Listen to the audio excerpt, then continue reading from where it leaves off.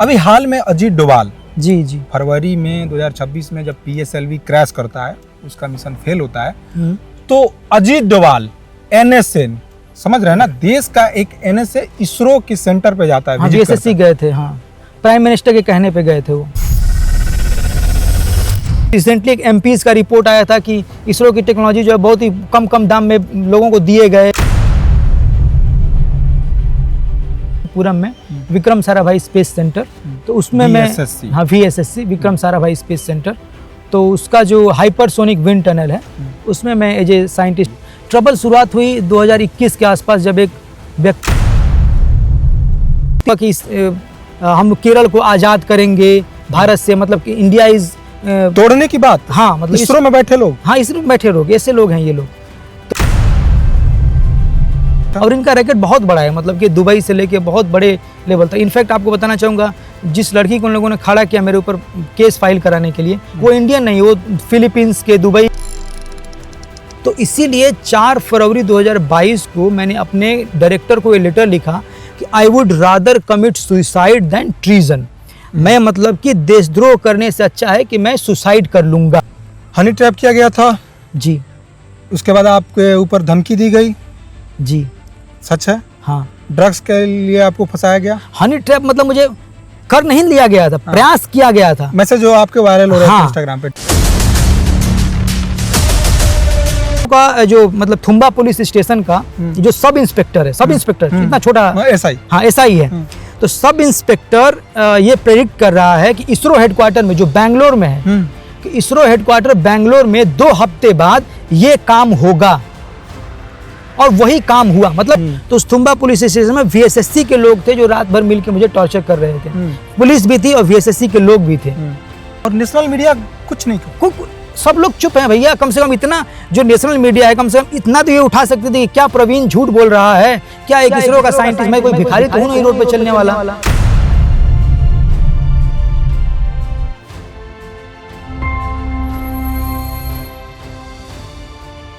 नमस्ते, मेरा नाम है प्रभात और आप देख रहे हैं न्यूज़ वेल्ट।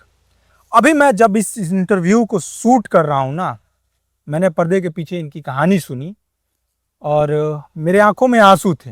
मुझे नहीं पता कि इसके बाद मेरा क्या होगा, क्या मेरा चैनल डिलीट होगा या फिर मेरे ऊपर FIR दर्ज होगा, क्या होगा मुझे नहीं मालूम। मैं फिर भी अपना हौसला बुलंद रख रहा हूँ और बुलंद रखते हुए आपके लिए इस इंटरव्यू को शूट कर रहा हूँ, और ना सिर्फ शूट कर रहा हूँ बल्कि आपको दिखाऊंगा भी एक एक कहानी, क्योंकि ये मामला जो है वो नेशनल सिक्योरिटी से जुड़ा हुआ मामला है। इसरो का पूर्व वैज्ञानिक, पूर्व कहें या वर्तमान कहें, मुझे समझ में नहीं आ रहा, क्योंकि इसरो 2022 से इनकी सैलरी बंद कर दी है। इसरो का एक वैज्ञानिक इसरो पे आरोप लगाता है कि इसरो के मिशन सैबोटाज हो रहे हैं, उसमें इसरो के टॉप लेवल ऑफिसर्स का हाथ है। देश विरोधी कार्य हो रहे हैं, रील्स वायरल होती है, उसके ऊपर FIR किया जाता है, उसे पकड़कर जेल में डाल दिया जाता है। यही नहीं, उसके ऊपर ड्रग्स, लड़कियों के साथ या फिर हनी ट्रैप जैसे तमाम कोशिश की जाती है कि वो किसी तरह अपना मुंह बंद रखें। वो आदमी फिर भी अपना मुंह बंद नहीं रखता है। नमस्ते, स्वागत कीजिए प्रवीण मौर्य का। इसरो के पूर्व वर्तमान साइंटिस्ट हैं, जैसा ये कह रहे हैं कि अभी भी इसरो में मौजूद है। आगे की कहानी हम इन्हीं से जानेंगे कि कैसे कैसे इसरो में क्या हुआ इनके साथ, अभी इनको क्या क्या चीज़ फेस करना पड़ रहा है ना। प्रवीण जी स्वागत है। धन्यवाद, बहुत बहुत धन्यवाद, नमस्कार। प्रवीण जी, पहले ये बताइए कि आप गांव का नाम नहीं बताइएगा, जिला भी नहीं बताइएगा, उत्तर प्रदेश है, थोड़ी सी बेसिक स्टोरी बता दीजिए कि आप इसरो में कैसे गए, इसरो तक कैसे पहुंचे। बेसिकली मैं पूर्वी उत्तर प्रदेश, ईस्टर्न उत्तर प्रदेश का रहने वाला हूँ, गांव का रहने वाला हूँ।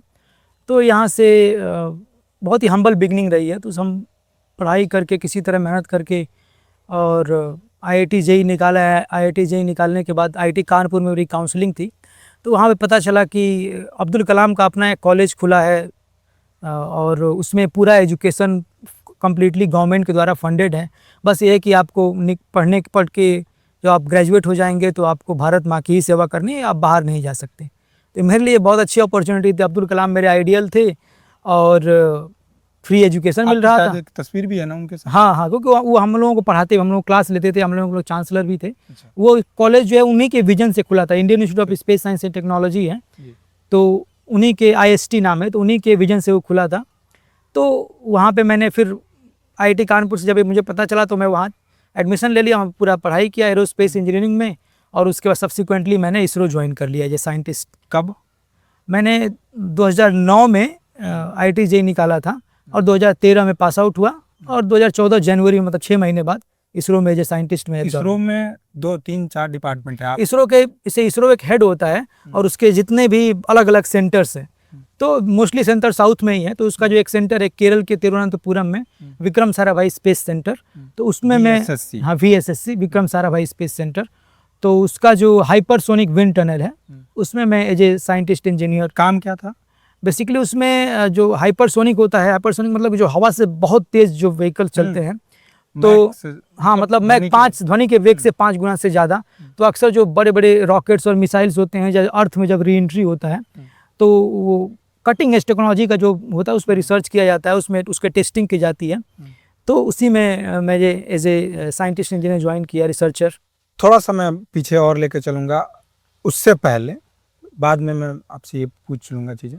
आपकी वीडियोस बहुत इंस्टाग्राम पे वायरल हो रही हैं जी, मतलब देश भर के बड़े बड़े इन्फ्लुएंसर आप पे वीडियोस बना रहे हैं कि कैसे इसरो, है ना। अभी हाल में अजीत डोभाल, जी जी, फरवरी में 2026 में जब PSLV क्रैश करता है, उसका मिशन फेल होता है, तो अजीत डोभाल NSA, समझ रहे हैं ना, देश का एक NSA इसरो की सेंटर पे जाता है। हाँ visit करता VSSC गए थे, हाँ प्राइम मिनिस्टर के कहने पे गए थे वो।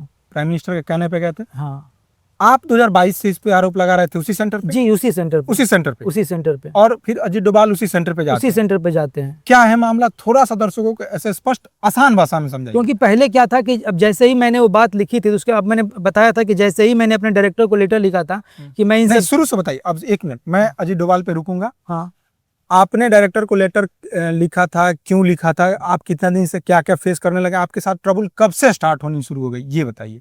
ट्रबल शुरुआत हुई 2021 के आसपास, जब एक व्यक्ति जो है मेरे ग्रुप डायरेक्टर थे, उन्होंने मुझसे कांटेक्ट करना शुरू किया और ब्रेन वॉश करना शुरू किया। क्या कहते थे? ये बेसिकली एक लॉबी है इसरो में, केरल के चेयरमैन और डायरेक्टर्स की और जो बड़े बड़े ऑफिसर्स हैं। तो ये बेसिकली क्या होता है, बेसिकली इनको पैसे की जरूरत होती है, और आप अगर बहुत हाँ, डीप, साइंटिस्ट की सैलरी कम है ना इंडिया हाँ में, तो बहुत डीप में जाएंगे तो 2G स्कैम से लेके देवास स्कैम, वो सारी चीज़ों का लिंक इन्हीं लोगों से मिलेगा आप लोगों को। तो देवास स्कैम 13,000 करोड़ का स्कैम। खैर वो छोड़िए, हाँ तो आपके टॉपिक हाँ, मैं बात कर रहा हूँ, मतलब उसका रूट वहीं पे जाएगा अगर आप देखेंगे तो। ठीक। तो ये जो लॉबी है, ये क्या करती है कि जो ब्राइट और अच्छे साइंटिस्ट होते हैं, इनका ब्रेन वॉश करके ये अपने पर्पजों के लिए यूज़ करती है। और इनकी नज़र मेरे ऊपर थी, जो मेरे ग्रुप डायरेक्टर थे, मेरे ऊपर उनकी नज़र थी कि मतलब, अब उस समय तो मुझे नहीं पता था, उस समय तो भाई मुझे मतलब आपके ऊपर क्यों थी नज़र कि हो सकता है कि मैं थोड़ा अब क्या क्या कहा जाए, थोड़ा सा ब्राइट था, थोड़ा अच्छा था इस सेंस में, या फिर गांव के थे तो इस वजह से कि ये ये भी एक रीज़न होता है। इससे क्या हो कि जो हम लोग जब ज्वाइनिंग करते हैं तो इंटेलिजेंस ब्यूरो हमारा कई पीढ़ी तक वेरिफिकेशन करके देता है, तो हमारे जो ऑफिसर्स होते हैं सीनियर्स, उनको बिल्कुल हमारे पूरा खानदान पता होता है। तो उनको ऐसे लोग भी चाहिए होते हैं अक्सर कि मतलब कि जो आदमी को हम अच्छे से कंट्रोल कर पाएँ, जिसका बैकग्राउंड ऐसा मतलब कि हम्बल हो, इतना ज़्यादा गरीब से जुड़ा हो कि उसका कोई पावर बेस ना हो, जिसकी वजह से इसको जब चाहे तब हम मतलब खत्म भी कर दें। समझ रहे हैं कि हाँ, थोड़ा सा अब ये बताइए कि पहली बार आपको बुलाया गया, क्या कहा गया था जो आपको लगा कि ये पहली बार नहीं, मतलब जो हमारे ग्रुप डायरेक्टर हैं तो कंटिन्यूअसली आपसे इंटरेक्ट करते हैं। बिल्कुल। और तो मतलब कंटिन्यूस कैसे आपको थोड़ा मैनिपुलेट करते थे और किस जैसे कि चीज के हाँ, लिए, किस जैसे काम कि के लिए मैनिपुलेट जैसे करते कि थे? बोलते थे कि तुम्हारी मतलब कि शुरू में कि अपनी फैमिली तुम्हारी क्या बैकग्राउंड है, कैसे हो, क्या हो, और पैसे की दिक्कत रहती है वगैरह हो गया। मैंने कहा सर इतनी सैलरी है, सब लोग मेरे ऊपर डिपेंडेंट कहते है। थे कि पैसे की दिक्कत रहती है। हाँ, पैसे की दिक्कत रहती अच्छा, है। मतलब वो थोड़ा सा आपको बताना चाहते थे कि अगर पैसा बढ़ाना चाहते हाँ, हो। मतलब कि ये सब चीज़ें हैं। तो ये कंटिन्यूअस लंबा प्रोसेस है, ऐसा नहीं है कि अचानक एक दिन फिर हुआ वो कैसे कैसे होता गया, फिर आगे कैसे? कि ऐसे बातें कर, तुम तो बहुत ही ब्रिलियंट हो, तुम्हारा फ्यूचर बहुत ब्राइट है, अगर तुम मतलब कि जो हम लोग बोले अगर सचमुच हम लोग करते जाओगे तो तुम्हें बहुत ऊपर जाओगे, बहुत क्या प्रमोशंस करवाना मिलेंगे। चाहते थे? अब उसमें ये लॉबी ये है कि ये बोलती, ये मतलब कि एक माओइस्ट लॉबी है। वो लोग ऐसा मतलब दिखाते थे कि हम लोग एक इंडिया को एक अपर कास्ट, बड़ा कॉज है, इसके लिए हम लोग काम करते हैं मिल करके। बड़ा मकसद? हाँ, बड़ा मकसद है, इसके लिए काम करते हैं। और वो लोग ये भी कहते हैं कि भविष्य में क्या होगा कि हम केरल को आज़ाद करेंगे भारत से, मतलब कि इंडिया इज तोड़ने की बात। हाँ, मतलब इसरो में बैठे लोग। हाँ, इसरो में बैठे लोग, ऐसे लोग हैं ये लोग। तो ये बहुत बड़े, और फिर ये बोलते हैं कि fundamentalist from Gujarat are dictating India to do, मतलब भारत को बर्बाद कर रहे हैं। अच्छा, प्राइम मिनिस्टर के हाँ इस टाइप से, हाँ, और ये मैंने लिखा भी है, मतलब कि ओपनली उसी समय 2022 में टाइप से मैंने बोला भी था ये बात की ऐसी है। तो अगर हमारे कॉज को अगर ज्वाइन करोगे या तुम्हें प्रमोशन मिलेंगे, मॉनिटरी बेनिफिट मिलेंगे, हम तुम्हारे घर में डायरेक्ट पैसे पहुंचा दिए जाएंगे, कैश? हाँ कैश, मतलब कि हवाला के थ्रू बहुत सारी बातें होती थी। अच्छा। और इनका रैकेट बहुत बड़ा है, मतलब कि दुबई से लेके बहुत बड़े लेवल तक। इनफैक्ट आपको बताना चाहूँगा, जिस लड़की को उन लोगों ने खड़ा किया मेरे ऊपर केस फाइल कराने के लिए, वो इंडियन नहीं, वो फिलीपींस के, दुबई के। तो इनका इतना बड़ा रैकेट है कि पूरे मतलब वर्ल्ड ओवर टाइप से फैला हुआ है। किसने केस किया था आपके ऊपर? मेरे ऊपर केस किया था इस आदमी ने। तो वो आदमी और जिस लड़की को खड़ा किया गया, मैं भी उसका भी मिला, इसलिए मैं मतलब कि कोर्ट ने मुझे बरी भी कर दिया। तो वो इंडियन नहीं है, मतलब कि वो फिलीपींस की है, और वो उसका दुबई के थ्रू उसके लाया गया। और जैसे ही उसका मतलब कि जो कोर्ट में बयान हुआ, बयान होने के बाद वो चली गई, इंडिया छोड़ के चली गई। ये और ये नहीं, इस घटना को हम थोड़ा सा क्लियर करेंगे सिस्टमेटिक ढंग से। जी clear हाँ, करेंगे। बिल्कुल बिल्कुल। फिर जब आपने अपने डायरेक्टर को लेटर लिखा, हाँ, जब कब उन्होंने लिखा था? जैसे कि क्या हुआ, देखिए क्या हुआ, शुरू में क्या हुआ था कि ये लोग ब्रेन वॉश करते थे। तो शुरू में भाई, अब एक तो अपने आपके जो मतलब ग्रुप डायरेक्टर हैं, सीनियर हैं, तो आप बोलेंगे तो वैसे कि आप सबऑर्डिनेशन होता है ना, तो आप उनकी बातों को मानोगे। आप एक तो हर डिपार्टमेंट में ऐसा होता है। आपके मैनेजर ही आप। हाँ, तो आपको डिपार्टमेंट तो आप उनकी बात को मानोगे। और वो जो लोग होते हैं ऊपर से, आप भाई, एक इंसान होता है, हर इंसान को होता है कि भाई मुझे प्रमोशन मिलेगा। बिल्कुल। मैं झूठ नहीं बोलना चाहूँगा इस बात को। तो प्रमोशन मिलेगा, और जो हम्बल बिगनिंग से जाता है तो उसको घर बनाने से तमाम चीज़ें उसके ऊपर होती हैं। तो उसको लगता है कि, तो शुरू में मुझे लगा कि हाँ ठीक है भाई, क्या काम है। लेकिन जब मुझे लगा कि इनकी इतनी बड़ी साजिश है, ये लोग इतने, और 2-3 कई, आपको पहले लगा कि जैसे ऑफिस की हाँ, जैसे कि नॉर्मल, हाँ, वो जो मैनेजर वाला जो ऑफिस की एक्टिविटी होती है कि थोड़ा सा ज्यादा काम कर दिए तो प्रमोशन, उस टाइप को। हाँ, और बाद में आपको पता चला कि एक बहुत बड़ा, हाँ मतलब देश विरोधी टाइप। हाँ, बहुत बड़ा मामला है। शुरू में मतलब मुझे लगता है कि ये जो इसरो की टेक्नोलॉजी है, मतलब जो रिसर्च होता है, तो अक्सर वो भी होता है कि उसको बाहर मतलब कि दिया जाता है। जैसे ऐसे हम लोग इससे, कोई इसरो मान लें कि सरकार ने इतना बड़ा बजट दिया, तो उस बजट को हम साइंटिस्टों पे खर्चा किया, हमने अपने दिमाग लगाया, एक टेक्नोलॉजी निकाली। तो वो टेक्नोलॉजी भाई कई हजार करोड़ खर्चा करने पर निकला है ना। अगर वो टेक्नोलॉजी इंटरनेशनल मार्केट में किसी को फ्री में दे दिया जाए तो उसको फ्री मिल जाएगा। और जो साइंटिस्ट या जो लोग मिलके देंगे उस रैकेट के थ्रू, उनको पैसा मिल जाएगा, उनको 100-200 करोड़, 1000 करोड़। टेक्नोलॉजी ट्रांसफर भी बैकएंड से ये लोग, मतलब बड़ा मतलब सिस्टम है पूरा। अगर डीप में जाएगा तो आपको और भी मिलेगा, कि जैसे कैसे अभी रिसेंटली एक एमपीज का रिपोर्ट आया था कि इसरो की टेक्नोलॉजी जो है बहुत ही कम दाम में लोगों को दिए गए तमाम सब चीज़ें। भाई अगर आप बहुत विस्तृत लेवल से रिसर्च करेंगे ना, तो एक बहुत बड़ा मैटर आपको मिलेगा। तो था आपके पास जो लोग आपके पीछे तो एक समुंदर है, मतलब कि पूरा आप रिसर्च करेंगे तो, या कोई भी रिसर्च करेगा तो पता चलेगा। तो उस सेंस में मतलब मिला कि मुझे लगा कि ये लोग बस वो बात कर रहे हैं। लेकिन जैसे मुझे पता चला कि ये मैटर बहुत बड़ा है, बड़े लोग इन्वॉल्व हैं। और मुझे थोड़ा सा डाउट ये भी हुआ कि ये लोग एज ए, हम लोगों को, जो छोटे लोग हैं, इन लोगों को ये जो यूज कर रहे हैं यूज एंड थ्रो टाइप की तरह। हाँ, यूज एंड थ्रो, कि जैसे ही कोई बात होगी तो हम लोगों को बस पुलिस के सामने झोंक देंगे। अब थोड़ा सा बातें हैं, पुलिस के सामने झोंक देंगे। हमेशा प्यादा ही कुर्बान होता है। हाँ, राजा तो राज करने के लिए हाँ बना हुआ है ना। अब आपने जब इसकी शिकायत अपने डायरेक्टर को करी, नहीं, अब सुनिए क्या हुआ। तो ये जब बातें पता चली तो मैं थोड़ा सा इससे अलग होने लगा। मैं उनसे मिलना बंद कर दिया, और उनको दिख गया कि ये आदमी मतलब नहीं चाहिए, ये इस सिस्टम में नहीं घुसेगा, सिस्टम में नहीं आना चाहता है। और मैं कई सारे मीटिंग्स भी उनके अटेंड कर लिए थे। उन्होंने कई सारी मीटिंग भी की थी, जो मतलब अंदर कई ग्रुप के लोग जो ब्रेन वॉश करते हैं, मीटिंग भी अटेंड कर लिया था। तो मुझे उन्होंने बोला कि अब तुम बैक नहीं जा सकते, मतलब कि जब सिस्टम जानने के बाद तुम बैक नहीं जा सकते, तुम्हें इसमें अपना सोच लो, सोच के इन्वॉल्व हो जाओ।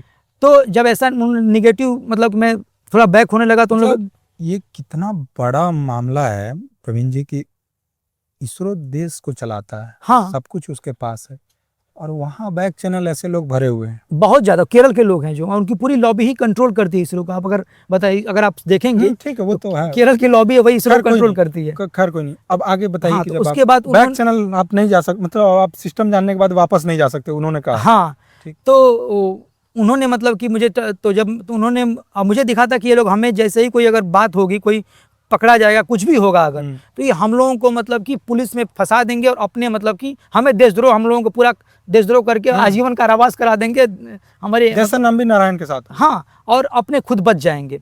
तो मैंने जब पीछे हटने लगा, तो उसके बाद से मेरे जो ग्रुप डायरेक्टर है, वो मुझे धमकी देने लगा कि हम लोग तुम्हें नौकरी से टर्मिनेट कर देंगे। अच्छा, ग्रुप डायरेक्टर? हाँ, जो ग्रुप डायरेक्टर, हाँ, नौकरी से हम लोग टर्मिनेट कर देंगे। तो तब मैं ये बात मैंने भी एक बात लेटर लिख के अपने सीनियर को लिखा था, जो उसके ऊपर डिप्यूटी डायरेक्टर होता है, तो उसको मैंने लिखा था कि उनको लिखा था कि ये नौकरी से मुझे टर्मिनेट करने की धमकी क्यों दे रहे हैं। ये लेटर भी मेरे पास है और ये VSSC में भी होगा, मतलब वहाँ का अगर कोई भी आदमी अगर जो इन्वेस्टिगेट करेगा तो ये लेटर VSSC में भी होगा। ठीक है, ये मेरे अपार के साथ वो लेटर मैंने लिखा था, बताने के लिए मैं बता रहा हूँ। तो वो लेटर कि मुझे टर्मिनेट क्यों करने की धमकी दी जा रही है। अब जैसे ही मैंने ये लेटर लिखा कि मुझे टर्मिनेट करने की धमकी दी जा रही है, तो जैसे ही मैंने ऊपर बात मुझे पहुंचाई कि मुझे टर्मिनेट करने के लिए मेरे ग्रुप डायरेक्टर धमकी दे रहे हैं, तो ये बात मेरे ग्रुप डायरेक्टर को पता चल गई और मेरे ग्रुप डायरेक्टर ने क्या किया कि मुझे जान से मारने की धमकी देने लगा। बोला कि तुमको पता नहीं है, तुम अभी बाहर निकलोगे एक्सीडेंट हो जाएगा और सबको लगेगा एक्सीडेंट है, लेकिन वो एक्सीडेंट नहीं होगा। ठीक है, और ना हाँ, मतलब इस लेवल की। और मैं कंप्लीट मतलब कि उस बात को लेकर के इतना उधेड़ बुन में था कि मैं करूं तो क्या करूं, मतलब बहुत ही ज्यादा डिप्रेशन टाइप से, वो मेंटल प्रेशर देते बहुत ज्यादा, आपके पास कोई रास्ता ना बचे। मतलब अब ये भी आपने क्या चुना उसके बाद? तो उन्होंने ये भी सोचा था कि ये आदमी, इनको इतना टॉर्चर किया जाए कि ये सुसाइड कर ले, मतलब रास्ता से किसी तरह हट जाए, क्योंकि अब ये पीछे हट रहा है, हमारी सारी बातों को भी जानता है, तो ये आदमी किसी तरह पीछे हट जाए, मतलब सुसाइड कर ले या कुछ कर ले, या हम ही खुद इसको मरवा दें, इस टाइप से। तो इसीलिए 4 फरवरी 2022 को मैंने अपने डायरेक्टर को ये लेटर लिखा कि I would rather commit suicide than treason. मैं मतलब कि देशद्रोह करने से अच्छा है कि मैं सुसाइड कर लूंगा, ये मैंने लिखा था।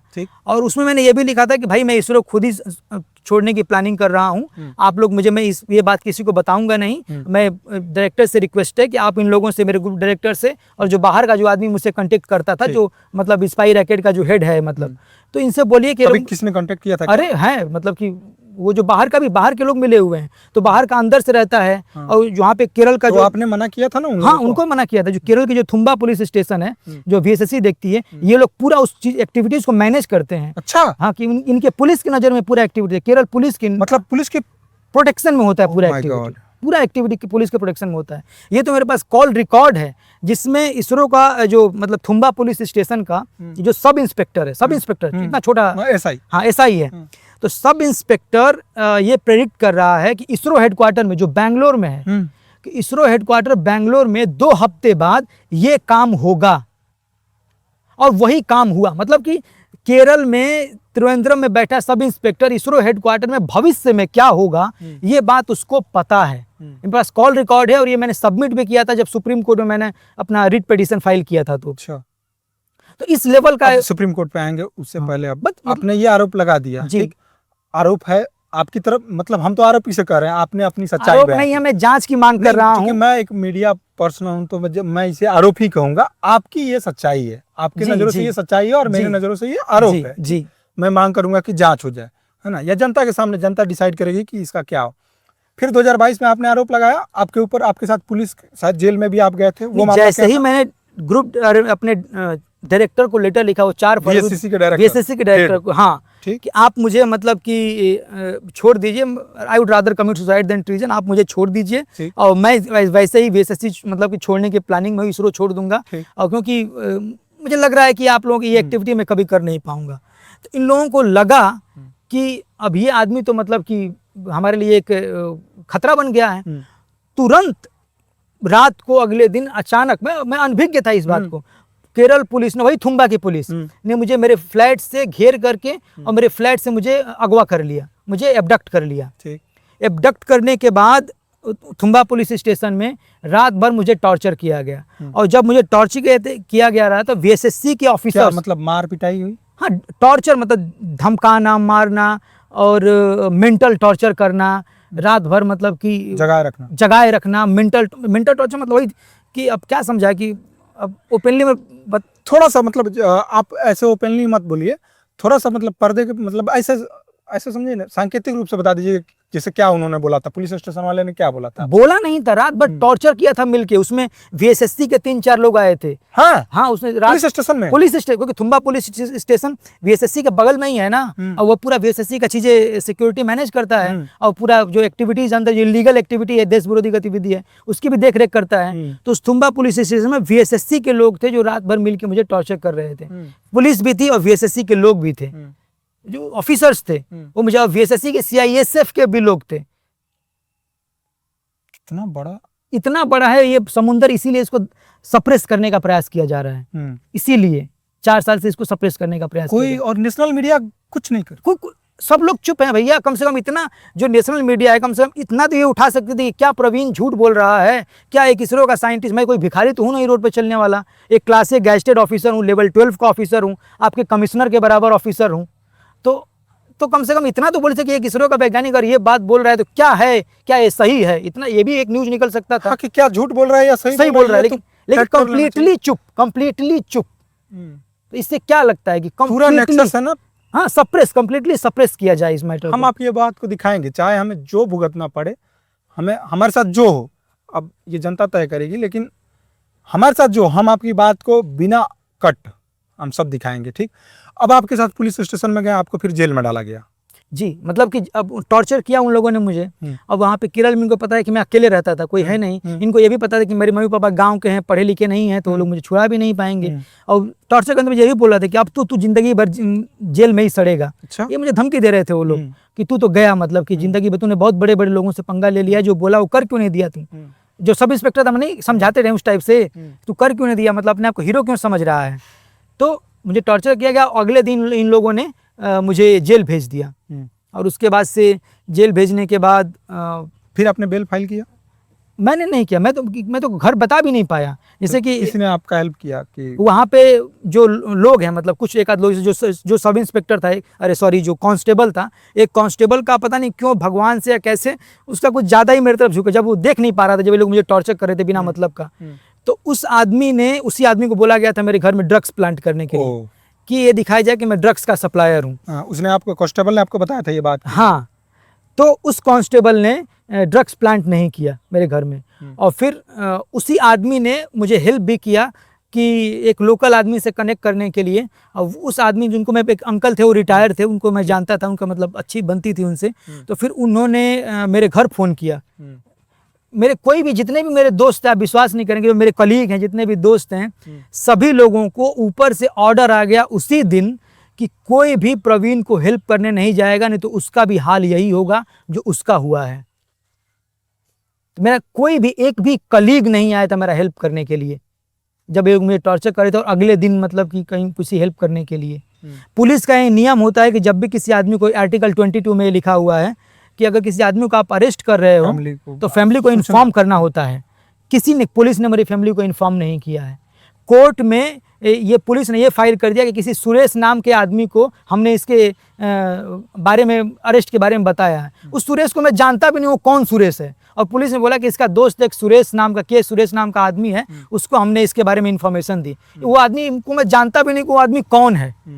तो इस तरह के पूरा खेल खेला गया मेरे। ठीक, फिर बेल आपको कब मिली? तो मेरे पेरेंट्स को, जो कांस्टेबल था उसने एक लोकल जो अंकल थे उनको बताया, उनसे मेरी बहुत अच्छी बनती थी। मैं एक नॉर्मल आदमी हूँ यार, तो वो अंकल बहुत अच्छे थे। तो उन अंकल ने संयोग से, मेरे पिताजी मेरे आए थे, मेरे मम्मी पापा मिले थे, तो अंकल जी से मिलाने लेके मैं गया था। नंबर एक्सचेंज हुआ। हाँ, तो उस अंकल जी, मेरे पिताजी बहुत मिलनसार आदमी हैं, तो वो अंकल जी से मतलब उनका नंबर एक्सचेंज कर लिए थे। अब उनकी में था, तो ऐसा संयोग बना, तो उन्होंने मेरे पिताजी को फोन कर दिया कि भाई अरे ये मैटर आप जानते हैं क्या। तो ये लोग जानने में एकदम अवाक हो गए कि अभी क्या होगा। गाँव के लोग घबरा गए। हाँ, गाँव घबरा, और ये लोग कुछ न इंग्लिश जानते हैं ना मलयालम जानते हैं, अब होगा तो क्या होगा। तो यहाँ पे बेल मतलब आपको मिली, कैसे मिली फिर बेल? तो मेरे मम्मी पापा, तो फिर उन्होंने, मेरा एक दोस्त है जो IIT कानपुर में था उस समय, तो उसने अपने पैसे से गोरखपुर से फ्लाइट कराया मम्मी पापा को जाने के लिए। तो मम्मी पापा को फ्लाइट तुरंत हुआ और ये लोग गए, और जाके फिर त्रिवेंद्रम पहुंचे के बाद वो अंकल जी जो थे उनसे मिल करके और जाके बेल फाइल किया गया, बेल एप्लीकेशन फाइल किया सेशन कोर्ट में ही। क्योंकि सेशन कोर्ट अगर रिजेक्टिंग, पॉक्सो एक्ट जनरली क्या होता है, जो भी पॉक्सो भी डाले थे, पॉक्सो एक्ट डाले थे, ड्रग्स डाले थे, ड्रग्स बेचने का, दोनों आरोप। पॉक्सो में बेल होता ही नहीं है, बेल होता ही नहीं। लेकिन वो लड़की बता रहे थे आपकी। हाँ, तो वो वही उसको फिलीपींस से लेकर, इंडियन भी नहीं, मतलब कि ये इतना बड़ा रैकेट है कि इसीलिए तो मैं चाहता था कि इसकी CBI या NIA से इंक्वायरी हो। अगर NIA से इस बात की इंक्वायरी होगी तो इतने बड़े बड़े लोग इसमें फंसे हुए मिलेंगे। ये समुद्र में क्यों ऐसा नहीं लगता कि NIA भी उसमें अगर कंप्रोमाइज कहीं हो गई तो? अब NIA कंप्रोमाइज हो जाएगा तो भैया देश का क्या कोई कुछ कहा ही नहीं जा सकता। ये तो इसरो कंप्रोमाइज समझ रहे हैं ना, इसरो कंप्रोमाइज अगर, तो इसीलिए तो शायद NIA चुप है। मतलब अब क्या कहा जाए, पीएमओ को लेटर लिखने के बावजूद, होम मिनिस्टर को लेटर लिखने के वो बावजूद, तो होम मिनिस्टर साहब और पीएम साहब तो फॉरवर्ड किए थे ना लेटर। हाँ इसरो को फॉरवर्ड करते हैं ना, एनआईओ क्यों नहीं करते? अच्छा, मतलब ये लोग ये पूरा सिस्टम जानते हैं कि ये प्राइम मिनिस्टर के पास भी जाएगा तो जांच तो हमारे पास जांच हमारे पास ही आएगा। तो मैं पीएमओ को भेजता हूँ, वो इसरो के पास जाता है और इसरो उस पर तशरीफ रख के बैठ जाता है लेटर्स पे। उल्टे सीधे जब आरटीआई फाइल करता हूँ किसी लेटर में हुआ क्या था, तो उल्टे सीधे जवाब दे देता है। वो मैंने बहुत सारी चीज़ें लिखी भी। आपका एक वीडियो देखा था मैंने कि आप चलिए जेल सब बाहर आप आ जाते हैं, बेल हो हाँ, जाती है, तो तो आपको क्या उसी समय निर्दोष साबित करता है या फिर नहीं, अरे जब बेल हुआ था ना, मात्र बेल हुआ, जो सब इंस्पेक्टर ने ड्रग्स नहीं रखा और बहुत सारी बातें सर्कमस्टेंशियल एविडेंस देख के ये सिद्ध कर दिया गया, मतलब कि सेशन कोर्ट में, कि इसमें कुछ दाल में काला है। मतलब ये आदमी ने, जो जिन लोगों ने लड़की को खड़ा किया था, वो उसका मेरा कोई कनेक्शन नहीं है, कोई मोबाइल कोई कनेक्शन नहीं है, तो ये कैसे हो सकता है? फिर सीसीटीवी कैमरा मतलब कि भी नहीं है, कुछ भी, मतलब कि ऐसा कुछ नहीं है। तो मुझे बेल मिल गया और फिर जैसे ही बेल मिला तुरंत मैं मतलब केरल छोड़ के आ गए, अपने घर आ गया। और इसरो को मैंने एप्लीकेशन डाला कि केरल में मेरी जान को खतरा है, आप मुझे केरल से बाहर केरल से मेरी बाहर ट्रांसफर कर दीजिए। लेकिन वो लोग चुप हैं तब से, बस तब से वो इसी प्रयास में लगे हुए हैं कि केरल में दोबारा वापस आ जाऊं। केरल वापस जाते ही मुझे पता है कि उनको कि इस बार तो निकल गया, इस बार अगर चला जाऊंगा तो ऐसा फंसाएंगे या मार देंगे, ऐसा करेंगे कि फिर सारा मैटर ही खत्म हो जाए। बहुत सीरियस। उसके बाद फिर आप चुप रहे थे, 2022 में आपने वीडियो बनाई थी। हाँ, 2022 में मैंने एक्चुअली लिंक्डइन में डाला था ये सारी बातें। आपने अपने सीनियर से बात किए थे? 2022 में क्या होता था कि जैसे ही मैं भाग के उत्तर प्रदेश आ गया, तो और मैंने यहाँ पे एक मेंबर ऑफ पार्लियामेंट है, तो उनको मैंने मिल के सारी बातें बताई और उन्होंने मेरे लेटर को फॉरवर्ड किया। मैंने सोचा कि भाई मैं लिख रहा हूँ तो शायद प्राइम मिनिस्टर मुझे समझ रहे होंगे कि मैं झूठ बोल रहा हूँ, तो मेंबर ऑफ पार्लियामेंट शायद लिखेंगे तो उनकी बात को सीरियसली वो लेंगे। तो फिर उन्होंने, मतलब कि मेंबर ऑफ पार्लियामेंट ने समझने के बाद वो बात पीएमओ को लिखा, होम मिनिस्टर, दोनों लोगों को लिखा, प्राइम मिनिस्टर को भी लिखा, होम मिनिस्टर को लिखा। उसके जस्ट बाद क्या हुआ कि इंटेलिजेंस ब्यूरो से मुझे फोन आने लगा, वो लोग, और लैंडलाइन नंबर था, मैंने कॉल करके रीवेरीफाई भी किया, मतलब इधर से कि भाई कहीं फ्रॉड कॉल तो नहीं है, कहीं आपको मतलब स्कैम तो नहीं हुआ। हाँ, लेकिन वो सचमुच में इंटेलिजेंस ब्यूरो से आ रहा था। उसका नंबर था, वो मैंने डाला 04712334। ठीक है, हाँ ठीक है, हाँ। तो ऐसा नंबर था। तो अब वो इंटेलिजेंस ब्यूरो के लोग मुझे, अरे लंबे समय तक मुझसे, मतलब कि मुझे फंसा के रखे थे कि आप, हम पूरा इंटेलिजेंस जांच कर रहे हैं, हम सारी बातों को, आप ये बताइए वो बताइए, आप चिंता मत, कहीं बात मत बताओ, तुमने ये सोशल मीडिया पर मत डालना, ये मत, मतलब कंप्लीटली कंट्रोल बोला जाता था फोन करके कि सोशल मीडिया में मत डालो। हाँ, मत डालो, ये बात किसी को मत बताओ, हम लोग जांच कर रहे हैं ना, हम लोग जांच कर रहे हैं ना, कहीं पुलिस वुलिस कुछ नहीं, लेटर मत लिखो, ये मत करो, वो मत करो। ठीक, ये वहाँ का ठीक, मतलब फिर भी आप उम्मीद नहीं छोड़े हैं? उम्मीद कहाँ छोड़ा हूँ भाई। अब बताइए कि जब आप 2022 में आए, वीडियो बनाए, फिर आपको धमकी आई, बीच में आप कुछ दिन तक खामोश थे? नहीं, बिल्कुल खामोश था। ठीक, शायद एक मैं बार अपनी केस लड़ रहा था, मतलब कि भाई वहाँ सुप्रीम कोर्ट में आपने डाला उसके नहीं, वो जो सेशन कोर्ट में जो केस था, जो मेरे ऊपर केस तो आप जाते थे क्या वहाँ पे? नहीं, मैं मोस्टली अपेयर होता था वीडियो कॉन्फ्रेंसिंग से, क्योंकि मैंने बताया था कि मेरी जान को खतरा है। और वहाँ पे भी कितने सारे लॉयर बदलने पड़े, सारा पैसा मेरा खत्म हो गया, क्योंकि जो भी लॉयर में करता था ये लोग उसको मिला लेते थे और वो मेरे खिलाफ इस एविडेंस देने लगता था, मेरे खिलाफ जैसे मुझे पता चलता था तो अब उसको बदलता था, नया लॉयर था उसको मिला लेते थे।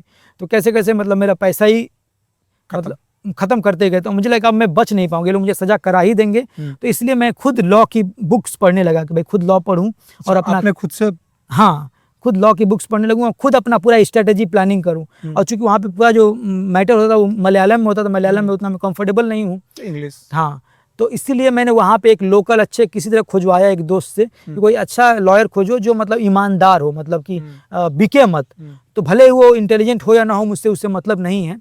तो उन्होंने एक लॉयर दिया मुझे, और वो लॉयर, तो मैंने बोला कि, और यहाँ से मैं पढ़ाई करता था, लॉ की सब चीज़ें समझता था और उनको बताता था कि आप ऐसे करो, ये आर्गूमेंट दो, ये चीज़ डालो, ये बात करो। अब ऐसे केस मतलब कि चलता था, करते करते फिर 30 नवंबर 2024 को मैं केस में कोर्ट ने मुझे बरी कर दिया, निर्दोष साबित कर दिया। ठीक, उसके बाद भी आपकी नौकरी बहाल नहीं हुई?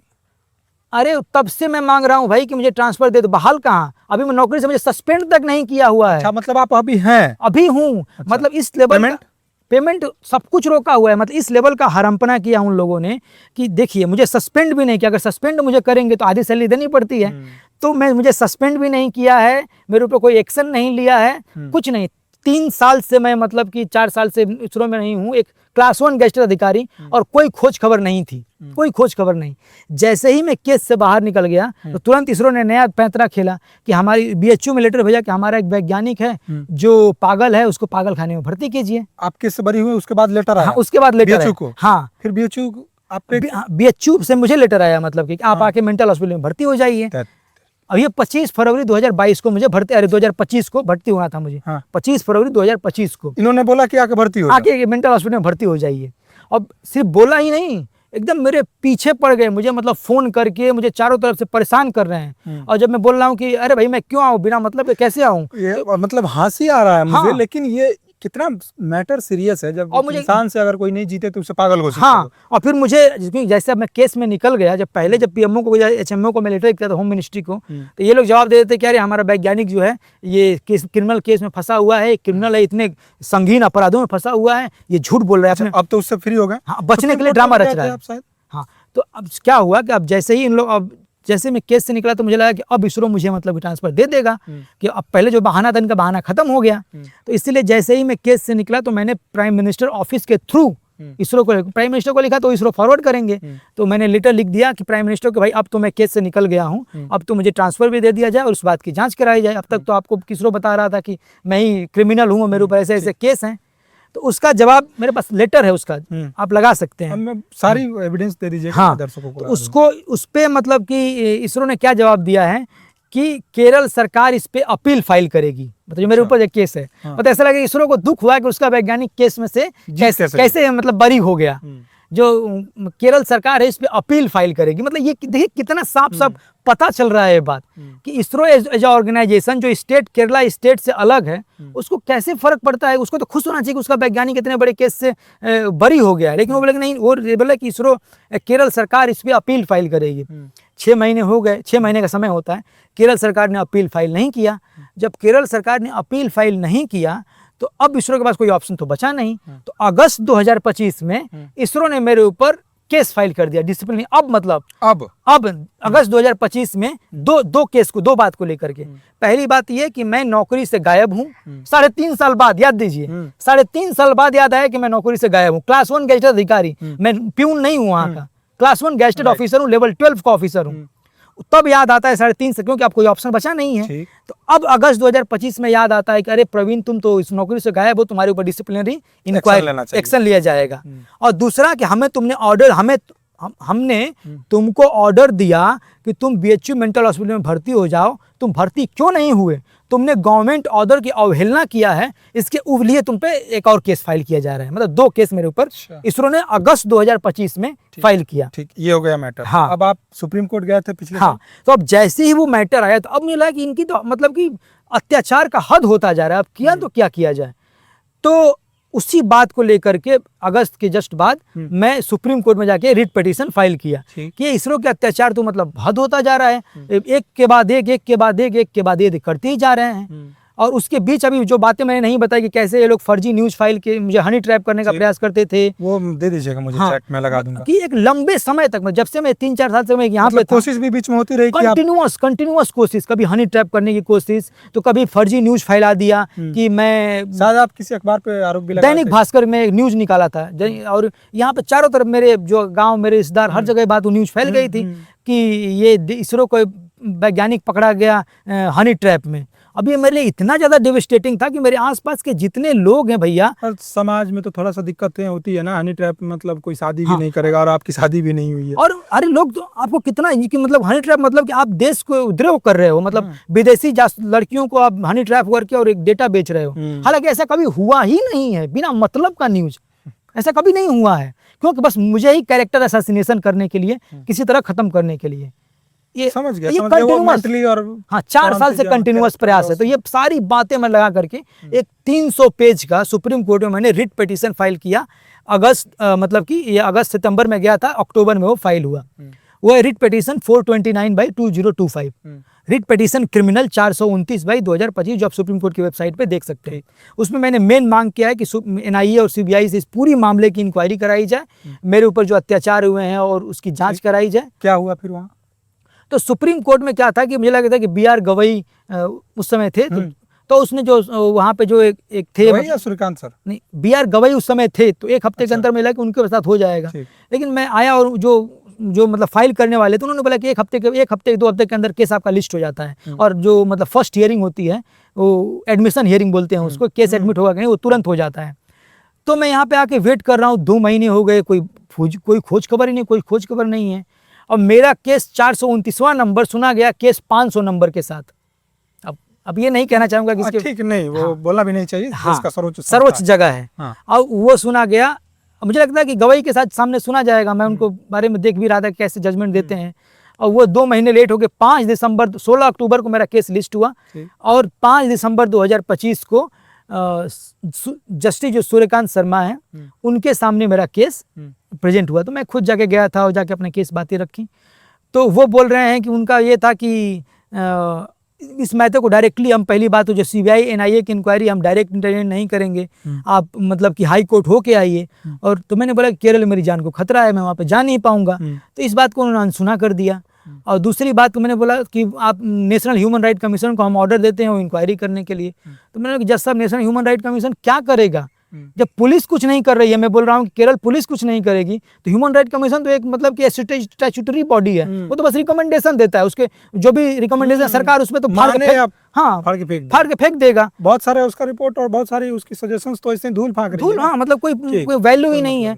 तो फिर मैं कुछ हो नहीं पाया वहाँ। रिसेंटली अभी आपका एक वीडियो आया है 6-7 दिन पहले कि आपके ऊपर फिर से कुछ हाँ इसरो ने किया। तो अब जब क्या हुआ, तो अब मेरे पास कोई ऑप्शन बचा नहीं था कि अब, और मैं एकदम जिंदगी से, जब सुप्रीम कोर्ट ने मतलब कि ऐसा कह दिया और केरल में मेरे पास ऑप्शन नहीं है, मैं जा नहीं पाऊंगा, मेरे पास पैसे नहीं है, जानबूझ के मेरी सैलरी रोकी हुई है, सारी चीजें की गई हैं, तो मैं किसी वकील को खड़ा करके केरल हाई कोर्ट में फेक केस नहीं फाइल करवा सकता। किसी यार छोटे वकील को 10-20 हज़ार दूंगा, किसी उधार ले हो करके, तो वो तो मिल जाएगा। जो बड़ा वकील होगा 5-10 लाख लेने वाले, तो जनरली वही लोग नहीं बिकते हैं, और वो लोग पैसे लेंगे और मेरे पास है नहीं, ये है नहीं मेरे पास। तो मैं हार गया। और फिर भाई इंस्टाग्राम में एक लाइफ नीति नाम का चैनल बना था कि भाई जो मैंने जिंदगी में अब तक सीखा है इनसे लड़ते हुए, और गांव के इतने झोपड़ी से निकलकर इसरो का जो साइंटिस्ट बना, दुनिया को बहुत झेला है मैंने, मतलब कि तो, और मैं ऐसे कहने के लिए कि मैं एक ओबीसी से हूँ, तो थोड़ा सा वहाँ पे भी जो चीज़ें झेली हैं, तो एक नीचे से जो आदमी गरीब आता है ना तो बहुत झेलता है, तो उसको मैं दुनिया को, जो नई जनरेशन है, जो नए लोग उनको बताऊंगा। अब उसमें लगभग क्या हुआ कि 1000 फॉलोअर हुए थे। तो अप्रैल के शुरुआत में मैंने सोचा कि भाई जो लोग हैं 1000 लोग, उनको मैं बताऊं कि मैं कौन हूँ, मतलब कि जो तुम्हें बता रहा है, अपनी स्टोरी बताऊं लोगों को। तो मुझे आसान नहीं था कि ये बात मतलब कि आगे बढ़ जाएगी, वायरल हो जाएगी। तो मैंने माई स्टोरी पार्ट 1 करके इंस्टाग्राम में छोटी सी वीडियो डाल सकते हैं, तो मैंने सोचा कि पार्ट 1 पार्ट 2 करके डालना शुरू कर दिया, और वो जो वीडियो है वायरल होने लगी। अब इसरो की हालत खराब होने लगी कि अरे बाप रे, अब तक तो हम मैटर को पूरा सप्रेस करके रखते थे। मैं कई सारे न्यूज चैनल को कांटेक्ट किया हूँ, कोई नहीं सुना। सब लोग सुनते हैं यस ये तो मैटर बहुत बड़ा है, और 1 हफ्ते के बाद पता नहीं मेरा फोन ट्रैक होता है कि क्या होता है, वो मेरा मैसेज इग्नोर कर देते हैं, मतलब मुझे ब्लॉक कर देते हैं। कई सारे न्यूज चैनल के साथ ऐसा हुआ है।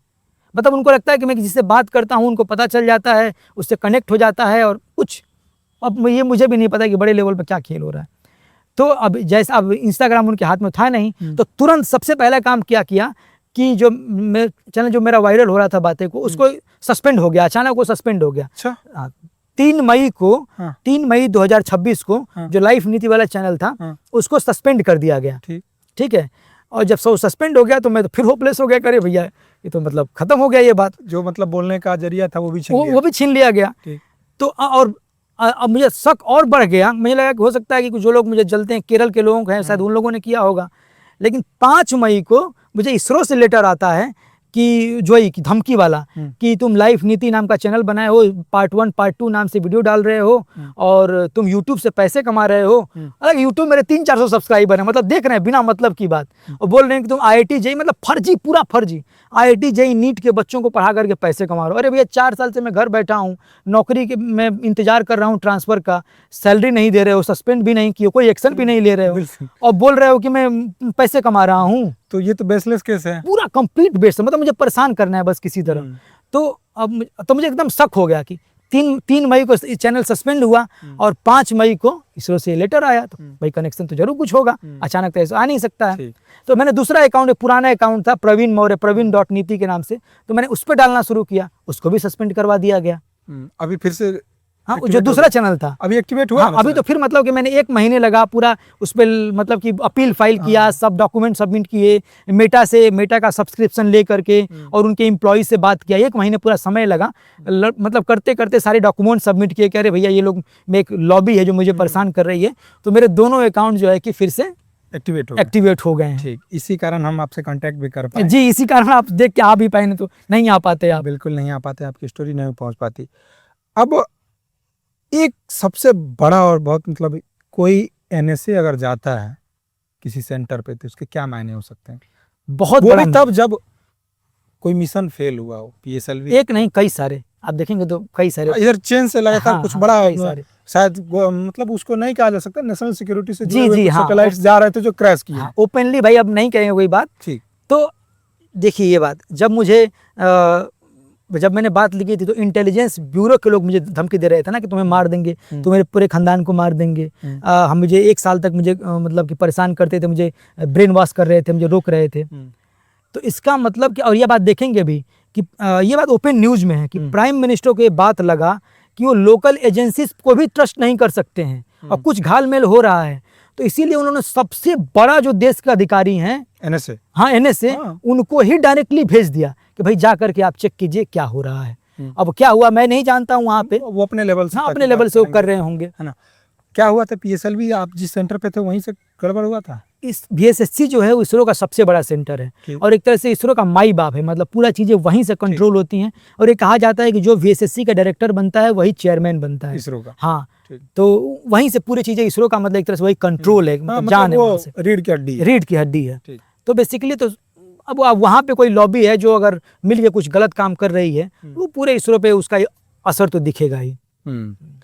पीएसएलवी क्रैश हुआ, क्या लग रहा है कि वो लॉबी एक्टिवेट होगी उसमें या फिर ऐसा कुछ, मतलब थोड़ा सी हिंट दे दीजिए, ओपनली नहीं बताइए क्योंकि मैं नहीं चाहूंगा कि आपकी जान को थ्रेट पहुंचे। ऑलरेडी मैं भी अपने ऊपर थ्रेट ले रहा हूँ, ये दर्शकों के ऊपर निर्भर करता है कि अगर ये वीडियो 2-3-4 हज़ार 10,000 तक गई तो मेरे ऊपर तो जाहिर सी बात है कार्रवाई हो जाएगी, है ना। ये डिपेंड करता है दर्शकों के ऊपर कि इसको अगर लोगों तक फैलाएंगे, है ना, तब थोड़ी सी हो सकता है कुछ ना हो सकता है कि मैं भी कल जा रहा हूँ इस चक्कर में भी मैं भी डरा रहूंगा ना कि सबको डर, इसलिए तो कोई मेरे मैटर कोई उठाता ही नहीं कि है मैं जा रहा हूँ कहीं और मेरा कहीं एक्सीडेंट हो जाए। बिल्कुल बिल्कुल, है ना। तो तमाम चीजें देखते हुए भी मैं फिर भी आपका इंटरव्यू करने के लिए राजी हुआ हूँ। जो इंटेलिजेंस ब्यूरो वाले थे मुझे यही धमकी दे रहे थे कि गैस सिलेंडर फटेगा, लेकिन लोगों को लगेगा वो गैस सिलेंडर फटा था लेकिन वो गैस सिलेंडर नहीं फटा होगा।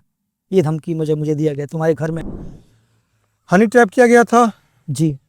उसके बाद आपके ऊपर धमकी दी गई जी सच है? हाँ, ड्रग्स के लिए आपको फंसाया गया? हनी ट्रैप मतलब मुझे कर नहीं लिया गया था, प्रयास किया गया था। मैसेज जो आपके वायरल हो रहा है इंस्टाग्राम पे, ठीक, प्रयास किया गया था कि कर लिया जाए लेकिन नहीं हो पाया। इसरो आप फिर से ज्वाइन अगर बुलाती है तो आप ज्वाइन करेंगे ना?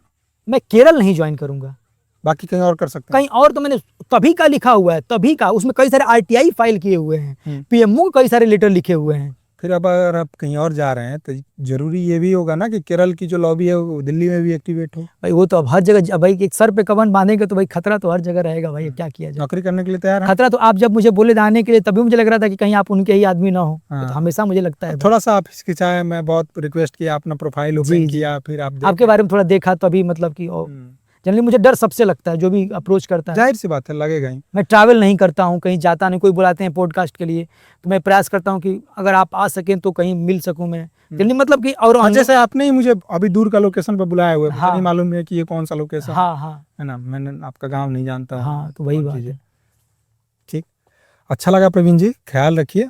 कुछ अपील करना चाहें जनता से तो बताइए। जी मैं ये कहना चाहूँगा कि भाई मैं प्रवीण मौर्य जो है वो देश के लिए एक छोटी चीज़ है। मेरे जैसे लाखों लोग इस देश में पैदा हुए, करोड़ों लोग पैदा हुए और भविष्य में करोड़ों अरबों लोग पैदा होंगे। मैं आई एम नोबडी, मैं कोई नहीं हूँ। बस इतना रिक्वेस्ट है कि इस मैटर की जांच हो और देश को आप लोग बचा लीजिए। इस मैटर को सरकार से कहिए कि सरकार इस मैटर को जांच करे, NIA से, CBI से, चीज़ों से इसकी जांच करे और ये मैटर देश के सामने आए और जो बड़े बड़े बागड़ बिल्ले हैं, बिल्कुल, मतलब उनका चेहरा सामने आए, क्योंकि ये देश को अंदर से दीमक की तरह खोखला कर रहे हैं। बस यही रिक्वेस्ट है। मैं आई एम नोबडी, मैं रहूं ना रहूं कोई फर्क नहीं है। मेरे परिवार के लिए फर्क है भाई, लेकिन देश के लिए भाई हम लोग कुछ नहीं है। देश सबसे सर्वोपरि है। देश के लिए हमेशा करोड़ों अरबों लोग हमेशा तैयार रहे कुर्बानी देने के लिए, आज भी हैं करोड़ों लोग तैयार और हमेशा करोड़ों लोग देश के लिए कुर्बानी देने के लिए तैयार रहेंगे, क्योंकि उनको पता है कि देश सर्वोपरि है, वो सर्वप्रथम है, हम उसके सेवक हैं। बस तो मैं भी देश का सेवक हूँ। ठीक, माँ बाप का इकलौता लड़का कह रहा है कैमरे पे कि मैं रहूं या ना रहूं देश को कोई फर्क नहीं पड़ता है, हालांकि थोड़ी देर के लिए मेरे परिवार को फर्क जरूर पड़ता है, इसके बावजूद भी वो आदमी कह रहा है कि इसकी जांच होनी चाहिए। ये मैं एक प्रवीण मौर्य रहे या ना रहे कोई फर्क नहीं पड़ता है, इसके बावजूद भी इस मामले की जांच होनी चाहिए। वो इसके बावजूद भी ये सोच रहा है कि देश का भला कैसे हो जाए। जब वो आवाज़ उठाता है तो उसे झूठे केस में फंसा दिया जाता है, केस वो बाइज्जत बरी भी होता है वो आदमी, आगे चलकर सुप्रीम कोर्ट तक जाता है, लेकिन हर जगह से उसे निराशा हाथ लगती है। इसरो उसे वापस नौकरी पे नहीं बुलाती है।